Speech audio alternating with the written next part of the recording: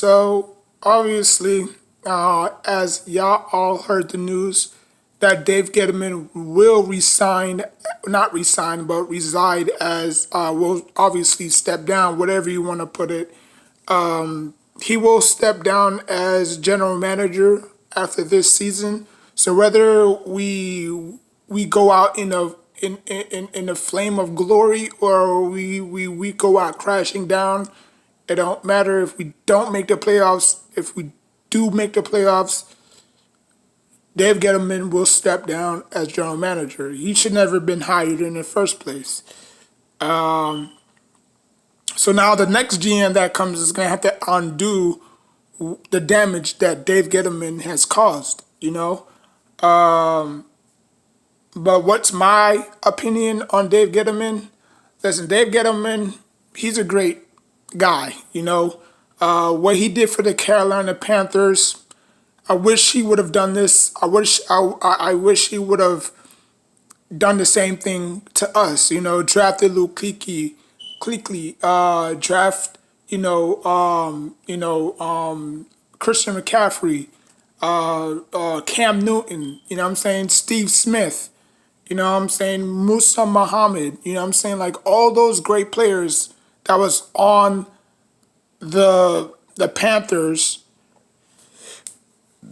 you know, they panned out. You know what I'm saying? The Panthers had Jake Delhomme. They had, they had the two monster head and D'Angelo Williams and Jonathan Stewart. You know what I'm saying? And, I believe he was behind all of that. You know what I'm saying? Josh Norman. You know what I'm saying? So Carolina Panthers had some success over the years. You know what I'm saying? But when you get old, obviously I know he was battling something. He was battling a mental or physical illness. You know what I'm saying? So I don't want to, wish that upon anybody. But the simple fact is, he didn't get the job done. He was supposed to turn this franchise around. He said he was going to work on the offensive line. He didn't. People are so fixated on the quarterback and don't get the offensive lineman right. And if you can't get the offensive lineman right, then you'll see what I mean when you see the Giants on TV every Sunday. I mean, they could have lost this game, to be honest with you. I mean, check out my video that I did earlier today, but, they could have literally lost this game, But, I wish the Giants would have put that same energy when it was Eli Manning's homecoming, Like, why wait until Michael Strahan? Why the Giants do good? Why the Giants show up when it's Michael Strahan's ceremony, but when it was Eli, we didn't even get the job done. You know what I'm saying? We could have had a 2-for-1 special, you know what I'm saying? But, it is what it is. We can never go back in the hands of time. What happens, happens.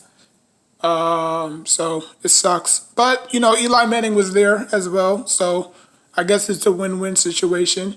But in hindsight, we all know the Lions had the number 1 pick in the draft, right?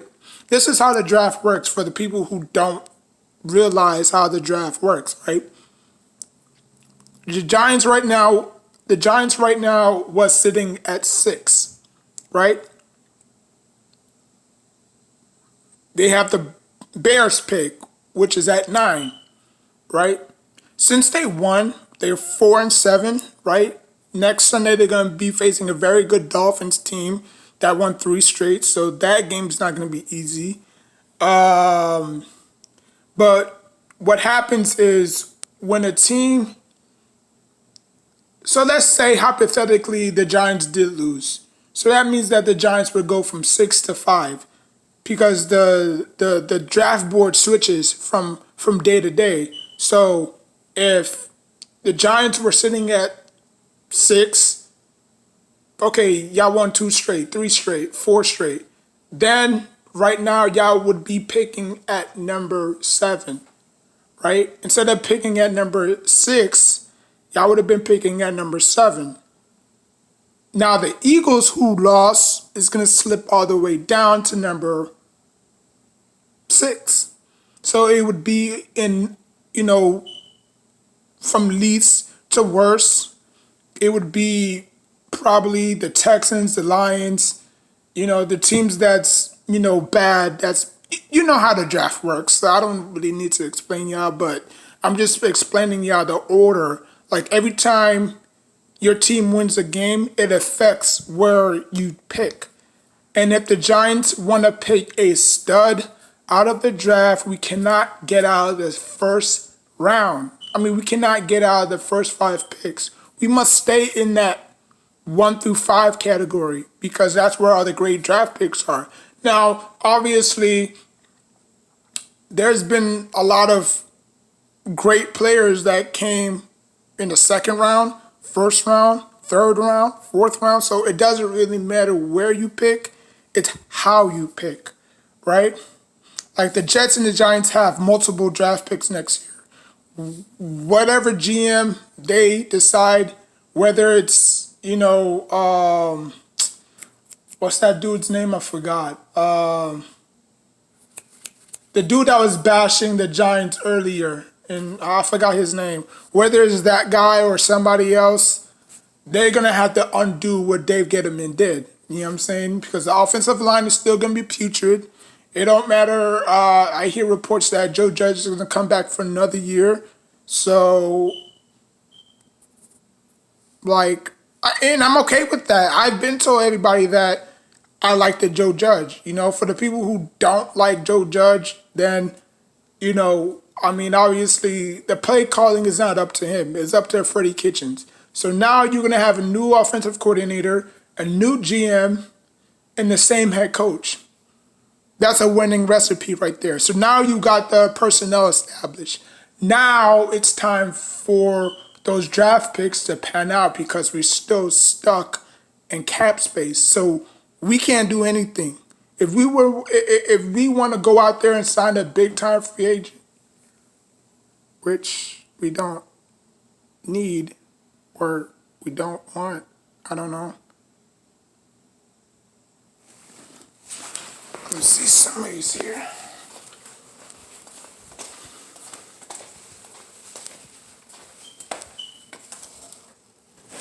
Oh, I guess it's just the wind. It's been really windy outside, but yeah, man. Like the GM that comes in, he's gonna have to undo everything that Joe Judge did.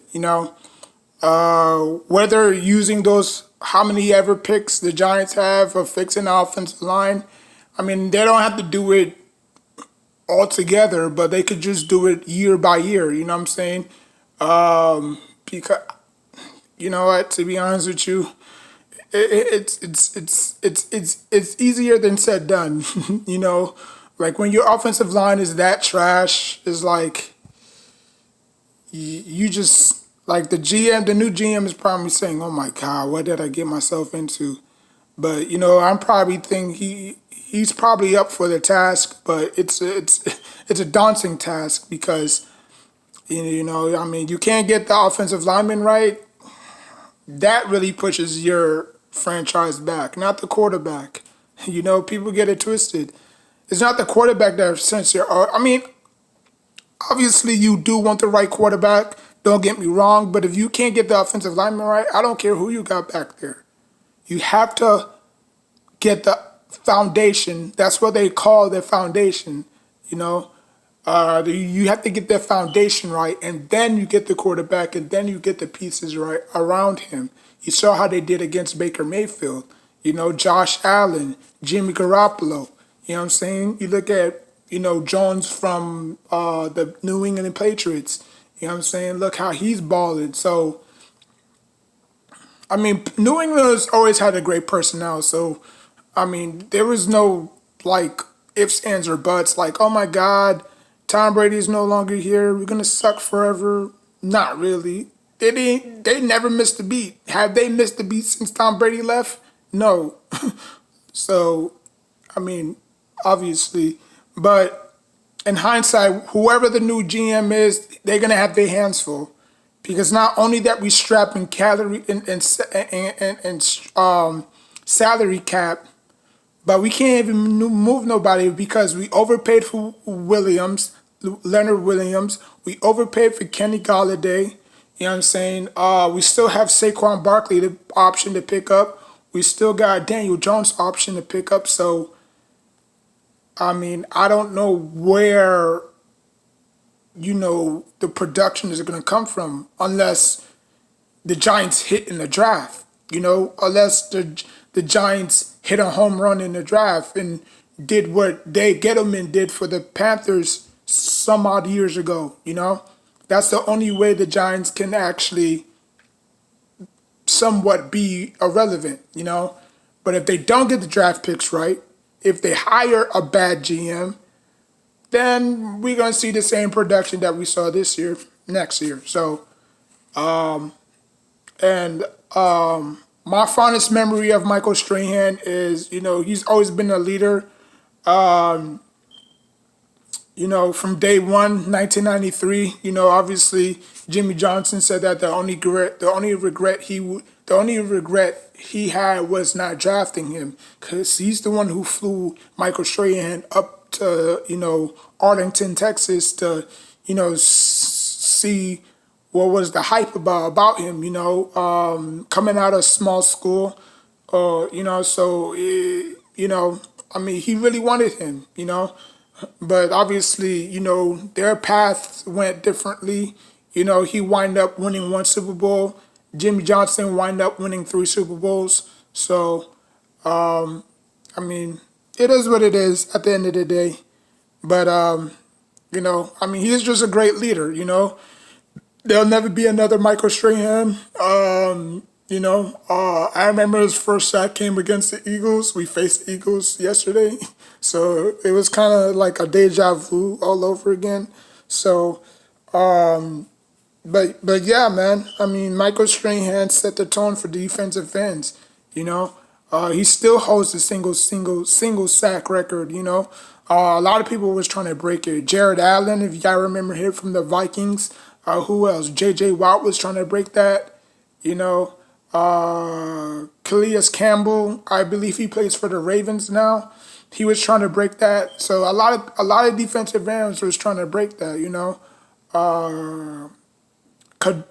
Javarius Clowney. I know I butchered his name, but he was also trying to break that. He had a breakout season with the Seahawks. JPP, he almost, but obviously 16 and a half sacks is not even that much. It is a lot, but it wasn't really compared to what Michael Strahan had. So will that record ever be broken? I don't know. With these new crops of players coming in, I think they're just worried about more of their brand than just, taking the game serious. It's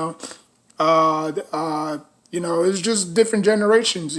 Some players might come in here and say, you know what, I want to break Michael Strahan's record, and some players might come in here and just want to further their brand. I mean, that's how Odell got into this whole mess. He wasn't team first. He was team last, or he was team me. So, I mean, who knows? Odell was close to breaking Toomer's record, right? Toomer had 82 touchdowns. Odell had 72. So all he needed was 10 more touchdowns to obviously pass, but obviously he didn't get the chance to. So that record still remains unbroken. Could Kadarius Toney break it? I don't know if he can stay healthy. I know he had a crappy rookie year. Don't beat yourself down because Eli Manning didn't have an okay rookie year neither. And then, he went on to win the Super Bowl, 2 Super Bowls. So I'm not saying that Kadarius Toney is going to win Super Bowls, but his production after, because nobody really plays great their rookie year. It probably takes year 1, year 2 for them to really blossom. So I mean, I'm not really down on Kadarius Toney if he doesn't catch a touchdown this year, but just give him year 2, year 3 to see him really blossom and pick it up, you know? So, but that's all I have. This season is a wash. I don't care if we win out, lose out. We're not gonna go anywhere. And if we somehow sneak into the playoffs, we're gonna get blown out in the first game. Not to be, you know, disrespectful or mean, but that's just it is. That's just what it is. Like we're not good at all, And only the cream of the crop, only the best of the best gets in. No mediocre team gets into the playoffs unless, everything falls for them. Domino effect. Unless everything falls for them. You had the 7-9 Saints get into the playoffs. You had the 6-9 Panthers got into the playoffs. So you had some wild, wild, wild, wild teams get into the playoffs. Some got hot, others didn't even sniff the second round. So only the best of the best gets into the playoffs. So we'll see. But for right now, I'm going to shut down the New York Giants season. It's officially done. This will be my last time talking about the Giants. I really don't care what they do moving forward for this year. But next year, I'll see what they do in the draft. Because this season is a wash. It really is. If you look at the teams that they still got Philly again. They still got Dallas twice. They still got the Bears. They still got the LA Chargers. They still got the Dolphins coming up. And they still got Dallas coming up. So, and the way Dallas has been playing, who knows? Maybe the Giants might probably squeak one, But, so far, it doesn't really matter. Because like I said, even if they do, they would need help. They would need probably like 3 teams to win, 2 teams to lose, or 4 teams to win, only 2 teams to lose. Like they might probably need like a Vikings win, a Cowboys loss, and the Washington football team loss. Or they might need it's called scenarios, by the way. They might need a Lions win or a Steelers loss for them to get to the playoffs, because not only their division record is bad, but they obviously their regular season is bad. So even if they go 7-9 or 8-9, they would still need help from other teams to get in. That's just how it is. So like, comment, subscribe. Till next time, take care of yourself and each other.